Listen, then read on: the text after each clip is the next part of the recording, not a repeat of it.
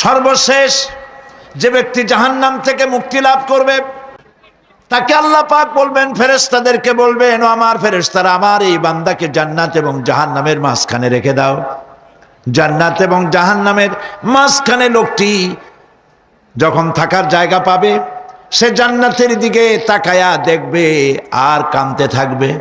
আল্লাহ পাক জিজ্ঞেস করবেন, বান্দারে, যুগের পর যুগ ধরে জাহান্নামে কেঁদেছ, আমি রব্বুল আলামিন জাহান্নাম মাফ করে দিয়া জান্নাত জাহান্নামের মাঝখানে রেখে দিয়েছি, আযাব থেকে তো বেঁচে গেছো, এখন কান্দো কেন? লোকটি বলবে, রব্বুল আলামিন কান্দি এই কারণে, জাহান্নাম থেকে মাফ করেছো, তোমার শুকরিয়া আদায় করি। জান্নাত তো আমার কপালে নাই, কিসমতে নাই, কিন্তু জান্নাত আমি এখান থেকে দেখতে পাচ্ছি, জান্নাতের সুঘ্রাণ আমার নাকে আসতেছে, কপালে নাই যাওয়ার। আমি কাঁদি এই জন্য, তুমি যদি মেহেরবানি করে আমাকে জান্নাতের দরজার কাছে একটু দাঁড় করায় দিতা, প্রাণ ভরে তোমার জান্নাতের দৃশ্যটা একটু দেখতাম। আল্লাহ পাক তার আরজি পূরণ করবেন, বলবেন, যাও, ফেরেশতাদের বলবেন, এর জান্নাতের দরজার কাছে দাঁড় করায় দাও। জান্নাতের দরজার কাছে দাঁড়িয়ে লোকটি আবার কান্না শুরু করবে। আল্লাহ পাক প্রশ্ন করবেন, এবার কান্দো কেন? লোকটি বলবে, রব্বুল আলামিন কান্দি এই কারণে, জান্নাতের এই দরজায় দাঁড়ায়া জান্নাতের অফুরন্ত নেয়ামত কিছুই ভালো করে দেখা যায় না, শুধু অল্প জায়গা দেখি। যদি তুমি আমারে দয়া করে জান্নাতের মাঝখানে দাঁড় করায় দিতা, চতুর্দিকে তাকায়া তাকায়া দেখা কলিজারে ঠান্ডা বানাইতাম। তবে আমি ওয়াদা করি, জান্নাতের কোনো নাজ নেয়ামত, কোনো ফল আমি খাবো না, ধরবো না, সইব না। একটুখানি মেহেরবানি করে মাঝখানে দাঁড় করাইয়া দাও, জান্নারে ঠান্ডা করি। আল্লাহ রব্বুল আলামিন ফেরেশতাদের বলবেন, আমার এই বান্দারে জান্নাতের মাঝখানে দাঁড় করাইয়া দে। আল্লাহর নবী বলেন, জান্নাতের মাঝখানে দাঁড়িয়ে লোকটি আগের চাইতে আরো জোরে চিৎকার মেরে কাঁদতে থাকবে। আল্লাহ পাক বলবেন, বান্দারে, কি হলো তোর? দরজার কাছে আসতে চাইছিলে, আইনা দিলাম। এবার মাঝখানে আসতে চাইছো, তাও এনে দিয়েছি, আবার কান্দো কেন? লোকটি বলবে, রব্বুল আলামিন এবার কান্দি এই জন্যে, তুমি যখন দয়া করে একটিবার জান্নাতের মাঝখানে এনে আমাকে দাঁড় করায় দিয়েছো, তুমি রহমান রহিম গফুরুর রহিম, এই জান্নাত থেকে আবার আর বাইর করে দিও না। আল্লাহ রাব্বুল আলামিন বলবেন, ও আমার বান্দারে, আমার এই জান্নাত তোর খুব পছন্দ হয়েছে নাকি? লোকটি বলবে, রব্বুল আলামিন কলিজা ঠান্ডা হয়ে গেছে, ভাবতেও পারি না এই জান্নাত এত সুন্দর। আল্লাহ পাক বলবেন, বান্দারে, এরকম একটি নয়, দুইটা নয়, তোর জন্য আমি 10টা জান্নাত এইরকম রিজার্ভ করে রাখছি। সুবহানাল্লাহ। আল্লাহ পাককে ভয় করে পৃথিবীর সমস্ত পাপ থেকে যারা নিজেকে রক্ষা করবে, আল্লাহ তাদের জন্য এই জান্নাত রেখে দিয়েছেন। সুবহানাল্লাহ। সেই জান্নাতের রিসিপশন আপনারা আন্দাজ করতে পারবেন না, রিসিপশন কারে কয়। কি এর প্রধানমন্ত্রী আর প্রেসিডেন্ট, 4-5টা পুলিশ আর আর্মি আসে, একটা ফট করে সেলুট মারলো, বাস শেষ হয়ে গেল, এরকম না। জান্নাতীদেরকে রিসিপশন দেওয়া হবে। জান্নাতীরা যখন আল্লাহর হুকুমে জান্নাতের দিকে যেতে লাগবে, আর যখন জান্নাতের কাছে চলে যাবে, আল্লাহ রাব্বুল আলামিন শোনায় দিচ্ছেন, হাত্তা ইযা জাউহা ফুতিহাত আবওয়াবুহা ওয়া ক্বালা লাহুম খাজানাতুহা সালামুন আলাইকুম তিবতুম ফাদখুলুহা খালিদিন। সুবহানাল্লাহ। জান্নাতীরা যখন জান্নাতে প্রবেশ করার দরজার মুখোমুখি হবে, দ্বার রক্ষীগণ তখন বলবে, সালামুন আলাইকুম, আল্লাহর শান্তি তোমাদের উপরে বর্ষিত হোক। সুবহানাল্লাহ। দুনিয়ার টাটকা টাটকা সুখগুলি 2 পা দিয়ে ঠেলে দিয়েছো, টাটকা সুখগুলি গ্রহণ করো নাই, হারাম খাও নাই, আল্লাহর দ্বীন কায়েমের জন্য রক্ত দিয়েছো, জীবন দিয়েছো, কষ্ট করেছো, আল্লাহকে ভয় করেছো। আমাদের সালাম গ্রহণ করো, জান্নাতের মধ্যে ঢুকে যাও চিরকালের জন্য। সুবহানাল্লাহ। আর বাইর হওয়া লাগবে না, চিরকাল এই জান্নাতের মধ্যে তোমরা বসবাস করতে পারবে। আল্লাহ রাব্বুল আলামিনের ফেরেশতারা বলে দিবেন। জান্নাতের মধ্যে আল্লাহ পাক হুরদের সঙ্গে জান্নাতীদের বিয়ের ব্যবস্থা করে দিবেন। কোরআনে কারিমে আল্লাহ পাক বলেন, মুত্তাকিইনা আলা সুরুজিম মাসফুফাতিন ওয়া যাওয়াজনাহুম বিহুরিন ঈন। সামনাসামনি ভাবে সাজানো সারি সারি আসন সমূহের উপর তারা ঠেস লাগায় বসে থাকবে, আর আল্লাহ রাব্বুল আলামিন হুরদের সাথে জান্নাতীদের বিয়ের ব্যবস্থা করে দিবেন। যেসব হুরের সঙ্গে বিয়ে হবে তাদের আল্লাহ পাক বিবরণ দিচ্ছেন কি রকম হবে তারা। লাম ইয়াতমিসহুন্না ইনসুন ওয়ালা জান। এর পূর্বে জিন এবং ইনসান এদেরকে কেউ স্পর্শ করে নাই। কি রকম তারা? কাআন্নাহুন্নাল ইয়াকুতু ওয়াল মারজান। যেমন ঝিনুকের ভিতরে মণিমুক্তা থাকে, এইভাবে আল্লাহ পাক তাদেরকে পবিত্র করে রেখে দিয়েছেন। আমার প্রিয় ভাইরা, আল্লাহ রাব্বুল আলামিন কোরআনে কারীমের ভিতরে বলেছেন, ফাবিআইয়ি আলা'i রাব্বিকুমা তুকাযযিবান। জান্নাত দান করে আল্লাহ পাক এবার জান্নাতীদেরকে সম্বোধন করে বলবেন, ইয়া ইবাদি লা খাউফুন আলাইকুমুল ইয়াওমা ওয়ালা আনতুম তাহজানুন। হে আমার বান্দারা, লা খাউফুন আলাইকুমুল ইয়াওম, আজ আর কোনো ভয় নাই। সুবহানাল্লাহ, সুবহানাল্লাহ। আজ আর কোনো ভয় নাই, কোনো চিন্তাও নাই, আরামে এই জান্নাতের মধ্যে বসবাস করো। এরপরে আল্লাহ পাক জিজ্ঞেস করবেন, ও আমার জান্নাতীরা, আমি যেসব ওয়াদা করছিলাম আমার ওয়াদা মোতাবেক সমস্ত নিয়ামত পেয়েছো? তারা বলবে, হ্যাঁ পেয়েছি,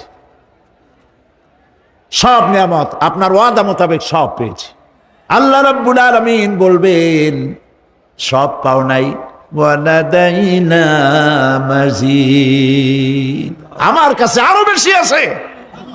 সুবহানাল্লাহ, আমার কাছে আরো বেশি আছে। জান্নাতীরা বুঝবে না সে আরো বেশিটা কি, এর থেকে আর বেশি কি। প্রিয় ভাই সব, নবী করিম সাল্লাল্লাহু আলাইহি সাল্লাম বলেছেন, জান্নাতের সুখ আর শান্তি কোন চোখ নাই যা দেখেছে, যা কোন অন্তঃকরণ নাই যা কল্পনা করতে পেরেছে। এই জান্নাত মুত্তাকিদের জন্য আল্লাহ রাখছেন। সুবহানাল্লাহ। জান্নাতীরা ভাবতেও পারবে না সেই নিয়ামতগুলি কি। প্রিয় ভাই সব, সেই মুহূর্তে আল্লাহর নবী মুহাম্মদ রাসূলুল্লাহ সাল্লাল্লাহু আলাইহি ওয়াসাল্লাম বলবেন, রব্বুল আলামিন, আমার উম্মতেরা জান্নাতীরা বুঝতে পারে নাই আপনার কাছে কি নিয়ামত আরো বেশি আছে। আমার এই উম্মতেরা জান্নাতীরা আপনার ওয়াদা মোতাবেক সব পেয়েছে, কিন্তু একটি জিনিস এখনো তাদের কিসমতে হয় নাই।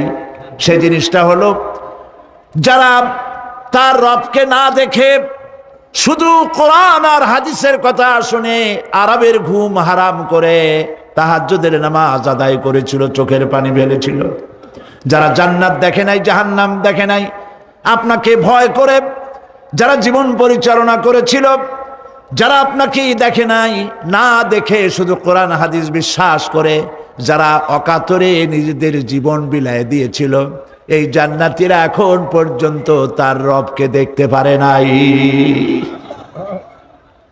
আল্লাহ রাব্বুল আলামিন তার সামনের থেকে ৭০,০০০ পর্দা সরে যাবে।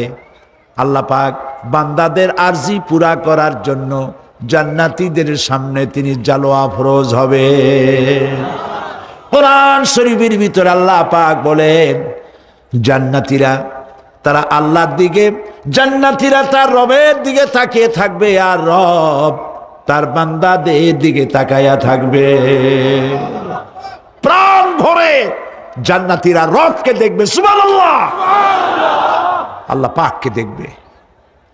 প্রাণ খুলে আজ দোয়া করি রব্বুল আলামিন, জান্নাতের যেই পরিবেশে যেই জায়গায় তুমি দয়া করে তোমার গোলামদেরকে তুমি নিজেই দর্শন দিবে, দেখা দিবে। মনিব গো, ও আমাদের রব, আজ এই বিশাল জনসমুদ্র নিয়ে তোমার দরবারে আবেগ ভরা কণ্ঠে বলি, যেই অনুষ্ঠানটি তুমি এমন মুবারক অনুষ্ঠান করবে যেখানে তুমি জান্নাতীদেরকে দেখা দিবে, ওই জান্নাতের কোনো একটি, ওই অনুষ্ঠানের কোনো একটি কোনায় কানায় আমাদেরকেও দাঁড় করাইয়া দেখার তৌফিক আল্লাহ রাব্বুল আলামিন মানুষের সামনে এত সব নিয়ামত রেখেছেন, এই জান্নাত দান করবেন। এরপরে আল্লাহ রাব্বুল আলামিন কোরআনে কারীমের মধ্যে বলেছেন, রব্বিস সামাওয়াতি ওয়াল আরদি ওয়া মা বাইনাহুমার রাহমানি লা ইয়ামলিকুনা মিনহু খিতাবা। এসব পুরস্কার রয়েছে তোমাদের সেই রবের পক্ষ থেকে যিনি আকাশ আর জমিনের মালিক। সুবহানাল্লাহ বলবেন না? যার সামনে কথা বলার ক্ষমতা কারো হবে না। এটি একটি মারাত্মক কথা। কিয়ামতের দিন আল্লাহর দরবারে কেউ কথা বলতে পারবে না আল্লাহর নির্দেশ ছাড়া। একটি আকীদা পরিষ্কার করে নিয়ে যান আপনাদের, সে আকীদাটা এভাবে পরিষ্কার করুন, কোন পীর সাহেব, কোন খাজা বাবা, কোন মাওলানা, কোন মুহাদ্দিস, কোন বুজুর্গ আপনাকে সুপারিশ করতে পারবে না যদি না আল্লাহ পাক তাকে কথা বলার তৌফিক না দেন। মনে থাকবে এটা। আয়াতুল কুরসির ভিতরে আমরা পড়ি, মান যাল্লাযী ইয়াশফাউ ইনদাহু ইল্লা বিইজনিহি। আল্লাহ পাক বলেছেন কিয়ামতের দিন আল্লাহর দরবারে কার সাহস আছে কথা বলতে পারে? মান যাল্লাযী ইয়াশফাউ ইনদাহু ইল্লা বিইজনিহি। আল্লাহর অর্ডার ছাড়া, হুকুম ছাড়া আল্লাহর সামনে কথা বলার সেদিন কেউ থাকবে না। সুবহানাল্লাহ। হযরত ইব্রাহিম আলাইহিস সালাম কিয়ামতের দিন তার নিজের পিতা সম্পর্কে সুপারিশ করবেন, রব্বুল আলামিন আমার আব্বার জন্য সুপারিশ করতেছি, মেহেরবানি করে জাহান্নাম থেকে তারে আপনি রক্ষা করুন। আল্লাহ রব্বুল আলামিন বলবেন, ইব্রাহিম তোমার সুপারিশ মঞ্জুর হবে না।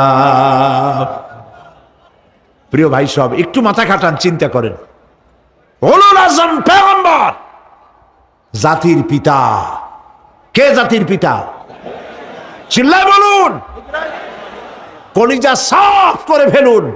মুসলমানদের জাতির পিতা হাফিজ কেউ হতে পারে না।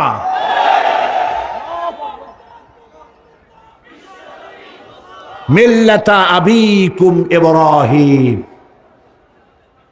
ইব্রাহিম আলাইহিস সালাম এই মিল্লাতের পিতা। সুবহানাল্লাহ। হযরত ইব্রাহিম আলাইহিস সালাম কিয়ামতের দিন বলবেন, আল্লাহ আমার আব্বার জন্য সুপারিশ করছি। আল্লাহ পাক বলবেন মঞ্জুর হবে না। আজর তোমার পিতা হতে পারে, কিন্তু আমার খলিলকে আগুনে ফেলার জন্য নমরুদকে সে সহযোগিতা করেছে, আমি তোমার পিতাকে ক্ষমা করব না। নবী করিম সাল্লাল্লাহু আলাইহি সাল্লামকে সাহাবায়ে কেরাম জিজ্ঞেস করেছেন, হে রাসূল, আপনার আব্বা এবং আম্মার অবস্থা কি হবে? নবী করিম সাল্লাল্লাহু আলাইহি সাল্লাম কেঁদে ফেলেছেন, সব বলেছেন, আমি তাদের কোনো উপকারে আসব না। আল্লাহু আকবার। আপনি মনে করছেন নাকি যে ইয়া নবী সালাম আলাইকা বলি অমনি নবীর সুপারিশ পাবেন? এত সহজ। কতগুলা রসগোল্লা খাইলেন আর বড় একটা মিছিল করলেন আর অমনি চলে যাবেন? পৃথিবীর সব মানুষ, সাহাবায়ে কেরাম বাদ দেন, পৃথিবীর সমস্ত মানুষ একত্রিত হয়ে আবু তালেব রাসূলুল্লাহকে যে ভালোবেসেছেন, ওর 1000 ভাগের 1 ভাগও সারা দুনিয়ার মানুষ রাসূলুল্লাহকেই ভালোবাসতে পারবে? পারবে? নিজের ছেলে আলী রাদিয়াল্লাহু তাআলা আনহুকে আলাদায় বিছানায় শোয়াইয়া ছোট্ট মানুষ হযরত আলী আলাদা জায়গায় রাখিয়া মুহাম্মদুর রাসূলুল্লাহ সাল্লাল্লাহু আলাইহি ওয়াসাল্লাম এতিম মানুষ তারে কলিজার সাথে বুকের মধ্যে আশ্রয় দিয়ে আগলে রেখেছেন বুক পরে। সেই আবু তালেব মৃত্যুর সময় নবী করিম সাল্লাল্লাহু আলাইহি ওয়াসাল্লাম বলেছিলেন, চাচা একটি বার আমার কানে তাওহীদের কালেমা শোনায় দেন। আবু তালেব তার কিসমতে ছিল না কালেমা। মরে যাওয়ার পর একজন সাহাবী বলেছিলেন, ইয়া রাসূলুল্লাহ, মৃত্যুর সময় আবু তালেবের মুখ আমি নড়তে দেখেছি, তিনি কালেমা পড়েছেন সম্ভবত। রাসূলুল্লাহ সাহেব বলেছেন, আমি শুনি নাই। এত ভালোবাসার পরেও হাদিস শরীফে এসেছে আবু তালেব জাহান্নামে যাবে। কোথায় যাবে? জাহান্নামে। সবচাইতে কম আযাব হবে কার? আবু তালেবের। কম আযাবটা কি? হাদিস শরীফে এসেছে কম আযাব হলো জাহান্নামের আগুন দিয়ে এক জোড়া জুতা তৈরি করে আবু তালেবের পায়ে পরিয়ে দেওয়া হবে। সেই জাহান্নামের আগুনের তৈরি করা জুতার তাপে আবু তালেবের মাথার ঘিলু করতে লাগবে। এত ভালোবেসে যদি কিয়ামতে উপায় না হয়, আপনি ইয়া নবী সালাম আলাইকা, ইয়া রাসূল সালাম আলাইকা, আর কতগুলো জিলাপি খাইলেন, বড় একটা মিছিল করলেন। প্রিয় ভাই সব, এইসব বেদাত ছাড়ুন, এগুলি সুস্পষ্ট বিদআত। রাসূলুল্লাহকে ভালোবাসবেন, সাহাবীরা যেভাবে ভালোবেসেছেন ওইভাবে ভালোবাসবেন। আল্লাহ রাব্বুল আলামিন বলেন, যালিকাল ইয়াউমুল হক ফামান শাআ আত্তাখাযা ইলা রাব্বিহি মাআবা। এই দিনটি অবশ্যই আসবে, সেদিনটি নিশ্চিতভাবে আসবে। আর এখন যার ইচ্ছা সে তার রবের দিকে অগ্রসর হোক। ইন্না আনজারনাকুম আযাবান করিবান ইয়াওমা ইয়ানজুরুল মার'উ মা কদ্দামাত ইয়াদাহু ওয়া ইয়াকুলুল কাফিরু ইয়া লাইতানি কুনতু তুরাবা।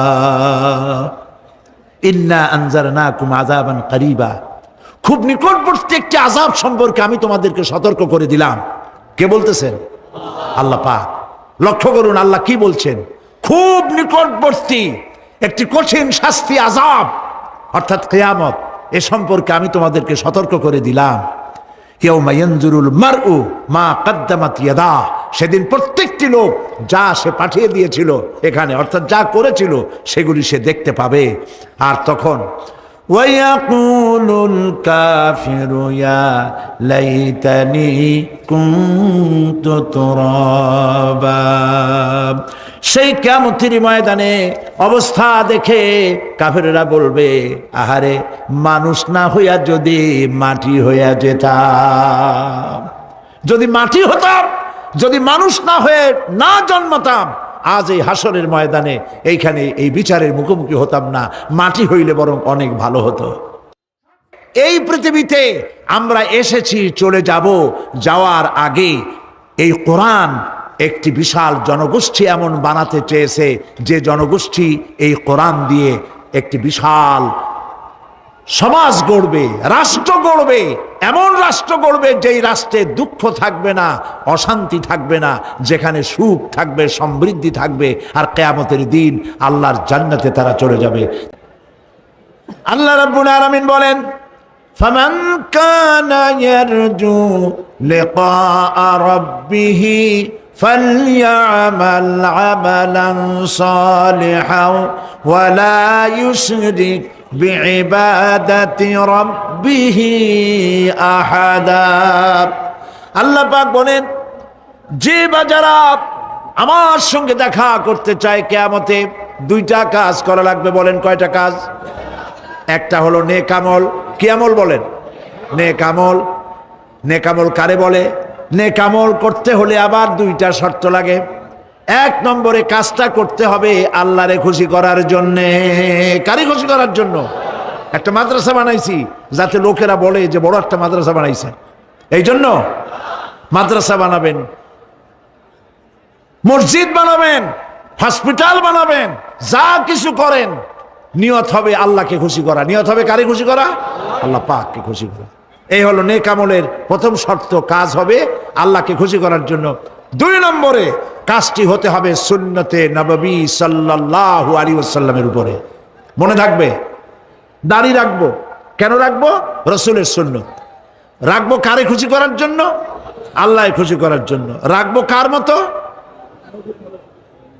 রবীন্দ্রনাথের মতো, কার্ল মার্কসের মতো, কবির মতো নয়। রাখতে হবে কার মতো? নবীর মতো। বুঝে নেন, কাজটা হতে হবে আল্লাহকে খুশি করার জন্য। 2 নম্বরে কাজটা হতে হবে সুন্নতে নববী সাল্লাল্লাহু আলাইহি ওয়াসাল্লামের উপরে হতে হবে। তাহলে এই হলো 1 নম্বর। জান্নাতে যাওয়ার জন্য, আল্লাহর সাথে দেখা করার জন্য 1 নম্বরের কাজ হলো নেক আমল। বলেন 1 নম্বরের কাজ কি? 2 নম্বরের কাজ ওয়ালা ইউশরিক বিইবাদাতি রাব্বিহি আহাদা। আল্লাহ রাব্বুল আলামিনের ইবাদতের সাথে কাউকে শরীক স্থাপন করা যাবে না। আমরা যারা মুসলমান, অধিকাংশ মুসলমান শিরকের ভিতরে মুবতালা হয়ে আছে। বিশ্বাস করেন কিনা বলেন? কাফেরেরা তো মুশরিক আছেই, ওরা তো মুশরিক আছেই, কিন্তু আমরা মুসলমানেরা আমাদের আমলের মধ্যে আমাদের অজান্তে সবের নিয়তে অনেক শিরক আমরা করে বসি। নাউজুবিল্লাহ, বলেন নাউজুবিল্লাহ। এই জন্য আমি বারবার সতর্ক করি, নিজেকেও করি, আপনাদেরকেও করি। এই কারণে করি, শিরকের গুনাহ আল্লাহ মাফ করবেন না। ইন্না শিরকা লাযুলমুন আযীম। শিরক মস্ত বড় অপরাধ, জুলম, আল্লাহ মাফ করবেন না। আল্লাহর কাছে কান্দে কান্দে মাফ চাওয়া লাগবে যে আল্লাহ শিরক থেকে আমাকে রক্ষা করো, বাঁচাও। অনেক গোপন শিরক আছে। মাজারে যান, পীর সাহেবের কাছে যান, মনে যদি নিয়ত থাকে উনি ফু দিলে আমি ভালো হবই, উনি তাবিজ দিলে আমার বাচ্চা হবেই, উনি আমারে দয়া করলেই আমার ব্যবসায় উন্নতি হবেই, এইটার নাম শিরক। এটার নাম কি? ওয়াইজা সাআলতা ফাসআলিল্লাহ ওয়াইজা ইসতাআনতা ফাসতাইন বিল্লাহ। যা বলার আল্লাহরে বলো, আর যা চাওয়ার কার কাছে চাও? চিল্লায় বলেন। কলিজাটাকে পরিষ্কার করে যান আজকের মাহফিলে। এই কলিজায় কারো প্রতি কোনো ভয় রাখবো না আল্লাহ ছাড়া। ভয় করবো কারে বলেন? মহব্বত আল্লাহ ছাড়া, এত বেশি মহব্বত আর কাউকে করব না। আল্লাহ তাআলা আমাদের কলিজায় তোমার ভয় এবং মহব্বত দিয়ে ভরে দাও। রাসূলের মহব্বত দিয়ে আমাদের দিলকে ভরে দাও। বিশ্বাস করুন ভাই সাহেব, কোরআন শরীফ আমার সামনে, বিশ্বাস করুন, দেশি পীর বিদেশি পীর, খাজা বাবা দেশি এবং বিদেশি, কেউ আপনার ভাগ্য বদলাই দিতে পারবে না। এই পিছনে দৌড়ায় দৌড়ায় কোনো লাভ নয়। এতক্ষণ মসজিদের ভেতরে বসে আল্লাহর কাছে কাঁদেন। ওয়াকালা রাব্বুকুম উদউনি আস্তাজিব লাকুম। তোমার রব বলেছে আমারে ডাকো, আমি ডাকের সাড়া দিয়ে দেব। সুবহানাল্লাহ। আর আল্লাহ বলেছেন আমার ইবাদতের সাথে কাউকে শরীক করবে না। খবরদার। আলাইসাল্লাহু বিকাফিন আবদা। আল্লাহ প্রশ্ন করছেন, আলাইসাল্লাহু বিকাফিন আবদা, আমি কি আমার বান্দার জন্য যথেষ্ট নই? সম্রাট শাহজাহান মসজিদে বসে আছে, এক ফকির ঘুরতেছে। লোকেরা কয় ছোটবেলা থেকেই তোমারে খয়রাত করতে দেখলাম, ভিক্ষা কি জীবনেও যাবে না তোমার? লোকটি বলছে আমি ভিক্ষা করবো ছাড়া আমার উপায়টা কি? এই লোকটি আমি ভিক্ষা করা ছাড়া করবো কি? লোকেরা তো আমার 60 টাকা 50 টাকা 100 টাকা দেয় না, 4 আনা 5 আনা 1 টাকা এই আমার দেয়, এ দিয়ে আমি বড় লোক হবো কেমন? লোকটি বলছে আচ্ছা দেখো, তুমি তো জায়গা মতো যাইতে পারো নাই, বাদশার কাছে যাও, এমন দেওয়া দেবে জীবনে আর খয়রাত করা লাগবে না। তো বাদশার কাছে কি খয়রাতি যাইতে পারে কোনোদিন? কয় হ্যাঁ এখন পারবা। কেমনে? কয় সম্রাট শাহজাহান এখন একা একা মসজিদে আছেন। তখনকার এসব বাদশারা অনেকে নামাজি ছিলেন, দিনদার ছিলেন। ফকির দরজার কাছে দাঁড়াইয়া দেখতে পাচ্ছে কেউ নাই, দেহরক্ষীরা দূরে দূরে দাঁড়ানো। বাদশাহ মসজিদের ভেতরে বসে হাত তুলে ঝুলতেছে আর কাঁদতেছে, চোখের পানি দিয়া দাঁড়িয়ে ভিজে ভিজে পড়ছে। এই দৃশ্য অনেকক্ষণ দেখলো ফকির। কিছুক্ষণ পর সম্রাট শাহজাহান মসজিদ থেকে বেরিয়ে আসছে। ফকির বলছে আসসালামু আলাইকুম হুজুর। তিনি বললেন ওয়ালাইকুম আসসালাম, চলে গেল। বাদশা বলল আমার কাছে তো কেউ আইসা কিছু না চাইয়া তো যায় না, এরে দেখলাম খয়রাতির মতো কিছু চাইলো না, বেটা ভয় করলো নাকি? আমি এদিকে আসো। আসছে। ভয় পাইছো? কয় না ভয় পাইনি। তো কিছু যে চাইলে না? ফকির বলছে জাহাপানা সত্যিই কিছু চাইতে আসছিলাম, তারপর চাইলে না কেন? ফকির বলছে জাহাপানা সারা জীবন ভিক্ষা করেছি, আর আজ দিল্লির সম্রাটের কাছে বেশি পাওয়ার লোভে এসেছিলাম, কিন্তু আপনার দশা দেখা আমার জ্ঞানের চোখ খুলে গেছে। আমি লক্ষ্য করে দেখলাম আমি সম্রাটের কাছে চাইতে এসেছি, হাত তুলি নাই, বিনয় প্রকাশ করি নাই, চোখের পানি ফেলি নাই, কিন্তু লক্ষ্য করে দেখলাম দিল্লির সম্রাট আমার চাইতেও বড় ভিক্ষুকের মতো। আবার কোন সম্রাটের কাছে হাত তুলে কান্দে? আমার জ্ঞানের চোখ খুলে গিয়েছে, আমি বুঝতে পেরেছি সম্রাট কান্দে যেই সম্রাটের কাছে, তারে ছাড়া আর কারো কাছে জীবনে চাইব না। এই কথাই সূরা ফাতিহায় প্রত্যেক দিন পড়ি, বুঝি না কি পড়ি। ইয়াকা না'বুদু ওয়া ইয়াকা নাস্তাঈন। আয় আল্লাহ, একমাত্র তোমার গোলামি করি আর তোমার কাছে সাহায্য চাই, তুমি ছাড়া কারো কাছে সাহায্য চাই না। কলিজা সাফ করুন। কোন মরা পীর, কোন জিন্দা পীর আপনার মনের আশা পুরা করতে পারবে না, পারবে না, পারবে না।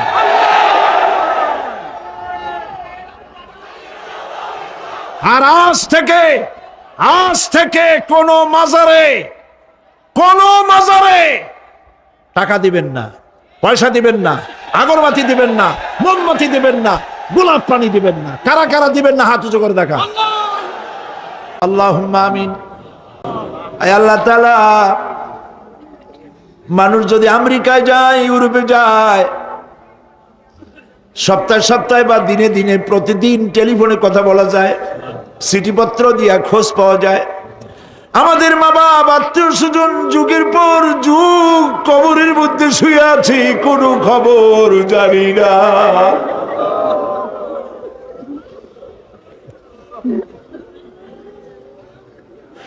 তুমি যদি আযাব দাও, ঠেকাবার কেউ নাই।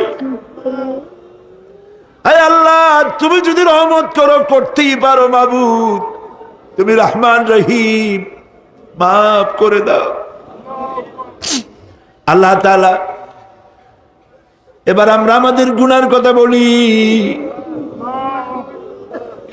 এই লক্ষ লক্ষ মানুষ তোমার বান্দা বান্দিরা খাওয়ার জন্য আসে নাই, রিক্সা ভাড়া কেউ রে দেওয়া হয় নাই, দোয়া কবুল হবে এই বিশ্বাস করে এসেছে। বাবু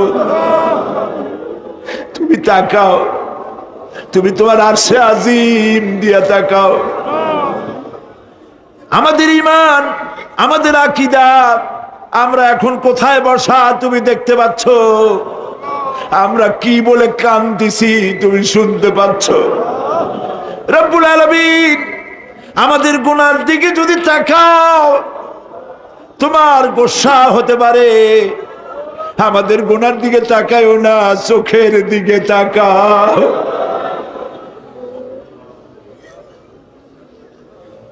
আল্লাহ, আমাদের চোখের দিকে তাকাও। আমরা এতিম, কাঙ্গাল, ভিক্ষু, তুমি গনি, আমরা ফকির। আল্লাহ তাআলা, তোমার জাহান্নামের ভয় পাই, আমাদের জন্য জাহান্নাম হারাম বানায় দাও। রব্বুল আলামিন, আমরা জানি দিনের বেলায় সরকারি অফিস চলে, সন্ধ্যাবেলায় অফিসগুলি বন্ধ হয়ে যায়, আর রাত যত গভীর হতে থাকে তোমার রহমতের অফিস কর্মচঞ্চল হয়ে যায়। রব্বুল আলামিন, গুনাহ মাফ চাই, আমাদের মাফ করে দাও।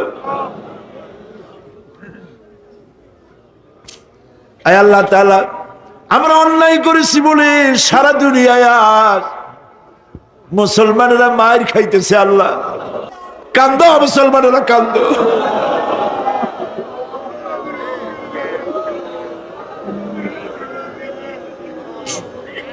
আল্লাহ বাগদাদ বাঁচাও, কুয়েত বাঁচাও, আমাদের কলিজা মক্কা মদিনা বাঁচাও।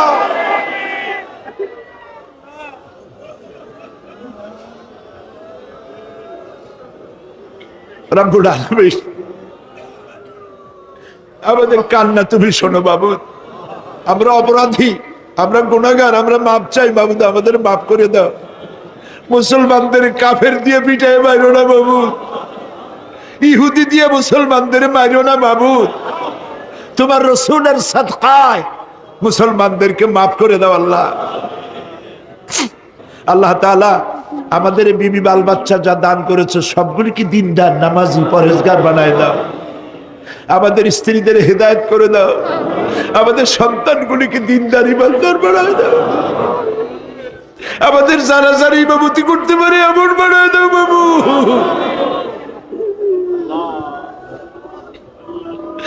আল্লাহ, বড় আশা করে মানুষের আসছে। আল্লাহুম্মা লা তারুদ্দানা খাইবিন, আল্লাহুম্মা লা তারুদ্দানা খাইবিন।